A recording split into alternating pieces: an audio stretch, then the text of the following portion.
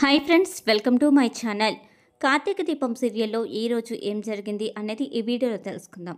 సుమిత్ర దీప్ అసలు లోపలికి రావడానికి వీల్లేదు అనే కరాఖండిగా చెప్పేస్తుంది. వెంటనే దశరథ అలా మాట్లాడొద్దు సుమిత్ర అని అంటూ ఉంటాడు. లేదండి, నాకు ఇష్టం లేని మనిషి నా ఎదురుగా నా కళ్ళెదుటే తిరుగుతూ ఉంటే నేను అస్సలు తట్టుకోలేకపోతున్నాను. చూశారు కదా బర్త్డే ఫంక్షన్లో ఎలా చేసిందో. అందుకే దీప నా కంట కనబడ్డం కానీ, దీప వండిన వంటలు తినడం కానీ నాకు కష్టాలు ఇష్టం లేదు అని చెప్తూ ఉంటుంది. వెంటనే దీప అయితే సరేనమ్మా, నేను ఈ ఇంటి నుండి వెళ్ళిపోతాను అని చెప్తుంది. ఇక ఇంట్లో ఉన్న వాళ్ళందరూ కూడా షాక్ అయిపోతూ ఉంటారు. పక్కనే ఉన్న కార్తీక్ కూడా దీప వంక అలా చూస్తూ ఉండిపోతాడు. కానీ ఒక్క షరతు, నేను వెళ్ళిపోతే నా భర్తను కూడా తీసుకుని వెళ్ళిపోతాను. ఎందుకంటే అగ్రిమెంట్ సంతకం పెట్టింది నా గురించే కదా, నా ప్రాణాలు కాపాడాలనే కదా, అందుకే అని చెప్తుంది. అదేంటి అలా ఎలా కుదురుతుంది అని చెప్పేసి జోష్న అయితే అంటూ ఉంటుంది. సరే, అగ్రిమెంట్ కాగితాలు ఇచ్చేసేయండి అని అంటూ ఉంటుంది దీప. వెంటనే జోష్న అయితే అసలు అగ్రిమెంట్ క్యాన్సిల్ చేసేదే లేదు, నువ్వు ఇక్కడే ఉండు దీప అని అంటూ ఉంటుంది. పక్కనే ఉన్న సుమిత్ర అయితే ఎంత మంచిదానమమ్మా జోష్న, కన్నతల్లి చెప్తున్న మాట కన్నా నీ అగ్రిమెంటే నీకు కావాలని ముఖ్యమంటున్నావు, చాలా మంచి బహుమానమే ఇస్తున్నావు తల్లికి అని అంటూ ఉంటుంది. అక్కడే ఉన్న జోష్న అయితే సారీ మమ్మీ, ఈ విషయంలో నేను ఏమి చేయలేను, అగ్రిమెంట్ అసలు క్యాన్సిల్ చెయ్యలేను అని చెప్తూ ఉంటుంది.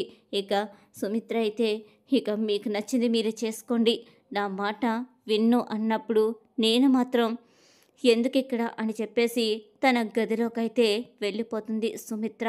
ఇక దీప కార్తీక్ ఇలా చేస్తున్నదంతా చూసేసరికి పక్కనే సోఫాలో కూర్చుండిపోయి జోష్న అయితే తల పట్టుకుని గగ్గోలు పెడుతూ ఉంటుంది.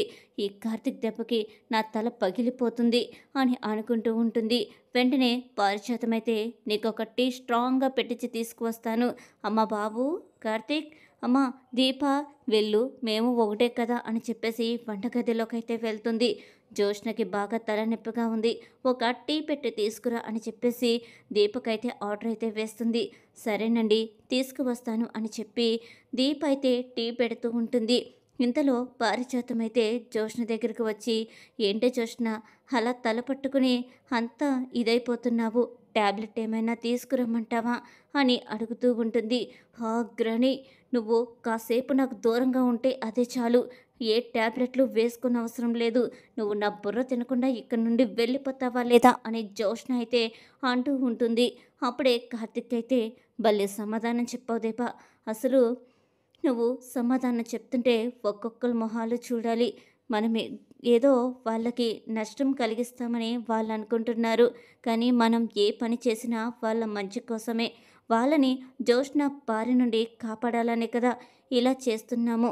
కానీ సుమిత్ర గారు చేస్తున్నది నాకేమీ నచ్చట్లేదు, ఎప్పటికైనా నిన్ను అర్థం చేసుకుంటారని అనుకుంటున్నాను దీప అని చెప్పంగానే వెంటనే జోష్న చేసిన పనికి నన్ను తప్పు పట్టడం అదేమీ తప్పేమీ కాదు, ఎందుకంటే నేను తప్పు చెయ్యకపోయినా తప్పుడు దాని కింద నన్ను చూస్తున్నారు నా తల్లి, ఏదో ఒకరోజు నిజం తెలుసుకుని తనకి తానే బయటపడతారు, అప్పటిదాకా తప్పదు కదా కార్తీక్ బాబు అని చెప్తూ ఉంటుంది. దీప అయితే ఏంటి మళ్ళీ కార్తీక్ బాబులోకి వచ్చేసావు, నన్ను బావానే పిలుస్తానన్నావు కదా అని అంటూ ఉంటాడు.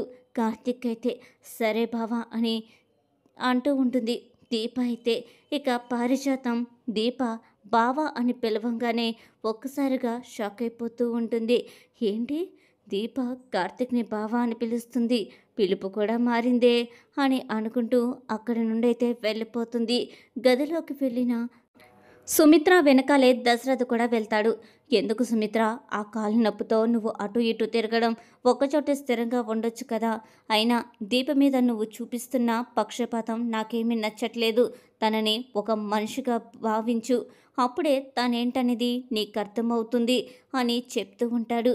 ఏమోనండి, మీరు జరిగింది ప్రతిదీ కూడా మర్చిపోతారు, దీప మిమ్మల్ని చంపాలని చూసింది, నా కళ్ళెదుటే రివాల్వర్తో కాల్చింది, అదంతా కూడా ఇప్పటికీ నా కళ్ళెదుటే కనబడుతుంది, ఎంతగా బాధపడ్డాం మనందరమో, అదంతా కూడా ఆ దీప వల్లే కదా, ఇంకానేమే ఆ బుల్లెట్ జోష్నకి తగిలినా జోష్న ప్రాణాలే పోయేవి. అంటే మన ఇంటి వారసురాల్ని కూడా చంపాలని చూసింది దీప. ఎంతటి దుర్మార్గురాలైతే అంత పని చేస్తుంది అని చెప్తూ ఉంటుంది. సుమిత్ర అయితే అది కాదు, సుమిత్ర కళ్ళెదుట జరిగేదంతా కూడా నిజం కాదు, వెనకాల జరిగేది కూడా మనం తెలుసుకోవాలి. దీప చేతిలో గన్నుంది, కానీ బుల్లెట్టు ఆ గన్ను నుంచి రాలేదని చెప్పి కోర్టులో రుజువైంది కదా. మళ్ళీ ఏంటి నువ్వు ఇలా మాట్లాడుతున్నావు? నువ్వు కాస్త మారాలి సుమిత్ర అని చెప్పంగానే, ఏమోనండి, నా మనసులో అయితే దీపే మిమ్మల్ని కాల్చింది, మిమ్మల్ని చంపడానికి దీపే ప్రయత్నించింది. ఇక దాంట్లో ఏ మార్పు లేదు. అయినా దోషుల్ని కూడా తప్పకుండా త్వరలోనే శిక్షిస్తారు. ఆ దోషి దీపయ్య అని త్వరలోనే తేలిపోతుంది అని చెప్తూ ఉంటుంది. సరే సుమిత్ర, నువ్వు నిద్రపో, కాసేపు నీ కాలుకి నూనె రాస్తాను అని చెప్పి నూనెైతే రాస్తూ ఉంటాడు. ఇంత మంచి భర్త దొరికినందుకు నేను ఎంతో అదృష్టవంతురాల్ని. కానీ ఆ దీప నా కళ్ళెదుట కనబడుతుంటే నా ఒంటి మీద పాములు చెరులు పాకుతున్నట్టే అనిపిస్తుంది. దాని మొహం చూడాలన్నా కూడా నాకు చిరాకేస్తుంది అని అనుకుంటూ ఉంటుంది. సుమిత్ర అయితే ఇంతలో అనుకోకుండా అక్కడికైతే గౌతమ్ వస్తాడు. గౌతమ్ని చూసి ఒక్కసారిగా షాక్ అయిపోతూ ఉంటుంది జోష్న. ఈ తలనొప్పిలో ఇంకో తలనొప్పి యాడ్ అయ్యింది అని అనుకుంటూ ఉంటుంది. ఇంతలో గౌతమ్ని చూడటానికి కార్తిక్ అయితే వస్తాడు. అలా వచ్చిన తర్వాత, ఏంటి బ్రో, బాగున్నావా ఏంటి? అదే నేను బయట ఉన్నాను, నువ్వు లోపలికి రావడం చూసి వెంటనే నిన్ను పలకరిస్తామని ఇక్కడికి వచ్చేసాను అని చెప్పంగానే దీప కూడా గౌతమ్ దగ్గరికైతే వస్తుంది. దీపని చూసిన గౌతమ్ అయితే, ఏంటి ఇంకా దీప ఇక్కడే ఉందా, ఇంటికి వెళ్ళలేదా ఏంటి అనుకుంటూ ఉంటాడు. సరే గౌతమ్ బాబు, నీకు టీ కావాలా, కాఫీ కావాలా అని అడుగుతూ ఉంటుంది దీప. దీపని అలా చూసిన గౌతమ్ లోపల నవ్వుకుంటూనే, నాకేమీ వద్దు దీప, నేనేమి తాగను, నేను జోష్నతో మాట్లాడాలని వచ్చాను అని చెప్తూ ఉంటాడు. గౌతమ్ అయితే, సరే జోష్న, మనం లోపలికెళ్ళి మాట్లాడుకుందామా అని అంటూ ఉంటాడు. గౌతమ్ అయితే, వీడు కానీ లోపలికి వస్తే లేనిపోని తలనొప్పి మాటలన్నీ కూడా నాతో మాట్లాడతాడు. లేదు గౌతమ్, నాకు చాలా తలనొప్పిగా ఉంది, నేను ఇక్కడే కూర్చుంటాను, లోపలికైతే రావాలని అనిపించట్లేదు అని చెప్పేసి జోష్న హాల్లోనే కూర్చుని ఉంటుంది. ఇంతలో అక్కడికి శివనారాయణ అయితే వస్తాడు. వెంటనే శివనారాయణ దగ్గరికి వెళ్ళి శివనారాయణ కాళ్ళు పట్టుకుని వెంటనే ఆశీర్వాదం అయితే అడుగుతూ ఉంటాడు. చల్లగా ఉండు బాబు అని చెబుతాడు శివనారాయణ. ఏం బాబు, ఏంటి మీ మమ్మీ డాడీ ఏం చేస్తున్నారు? అందరూ బాగున్నారు తాతయ్యగారు. అంటే జోష్నకి నాకు నిశ్చితార్థం చాలా సింపుల్గా చేసుకోవాలని మేము ప్లాన్ చేస్తున్నాము, అదే మీతో మాట్లాడాలని వచ్చాను అని చెప్పి గౌతమ్ అయితే అంటాడు. నేను కూడా పంతులు గారికి చెప్పానమ్మా, ముహూర్తం పెట్టేసిన తర్వాత ఫోన్ చేస్తానన్నారు. నేను ఈ కార్యక్రమం ఎంత తొందరగా జరిగిపోతే అంత మంచిది, లేకపోతే చాలా దుష్టశక్తులు అన్నీ కూడా పాడు చేయాలని చూస్తాయి అని చెప్పి దీప వంకే చూస్తూ ఉంటాడు శివనారాయణ. జోష్న అయితే, దీప నా నిశ్చితార్థాన్ని ఖచ్చితంగా ఆపేస్తుంది అని తన మనసులో అనుకుంటూ ఉంటుంది. ఇక కార్తిక్ దీప అయితే జోష్నకి గౌతమే కరెక్ట్ తగినవాడు అని అయితే అంటూ ఉంటారు.